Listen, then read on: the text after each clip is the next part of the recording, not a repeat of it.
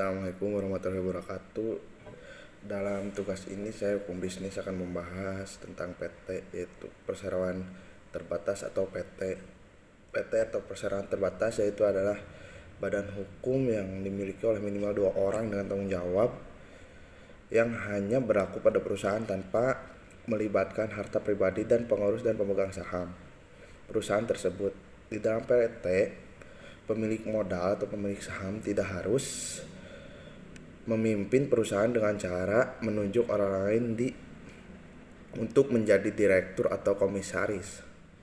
Syarat-syarat umum dalam pendirian PT atau perseroan terbatas yaitu adalah fotokopi KTP, NPWP, KK, para pemegang saham dan pengurus minimal 2 orang. Foto direktur ukuran 3x4, belakang merah, kopi PBB, tahun terakhir sampai domisili perusahaan, kopi surat kontrak, sewa kantor atau bukti kepemilikan tempat usaha, surat keterangan domisili dari pengelola gedung jika berdomisili gedung di perkantoran, surat keterangan RT atau RW jika dibutuhkan untuk perusahaan yang berdomisili di lingkungan dan perumahan khusus luar Jakarta. Kantor berada di wilayah perkantoran, plaza atau ruko atau tidak berada di wilayah pemukiman, surat keterangan zonasi dari kelurahan, stempel perusahaan. Itu menurut umum. Syarat pendirian PT secara formal berdasarkan Undang-Undang Nomor 40 Tahun 2007 yaitu adalah pendiri, direktur dan komisaris minimal terdiri dari 2 orang dalam bagian sah. Nama perusahaan, susunan pemegang saham, pendiri atau pendiri wajib mengambil bagian dalam saham. Akta pendirian harus disahkan oleh Kementerian Hukum dan HAM, menetapkan nilai modal dasar dan modal disetor.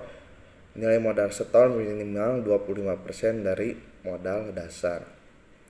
Klasifikasi perusahaan: PT kecil modal setor lebih dari 50 juta, PT menengah modal setor lebih dari 500, PT besar modal setornya yaitu lebih dari 10 miliar. Pengurus terdiri dari minimal 1 orang direktur dan 1 orang komisaris. Pemegang saham harus WNI atau badan hukum yang didirikan menurut hukum Indonesia. Akta notaris yang berbahasa Indonesia.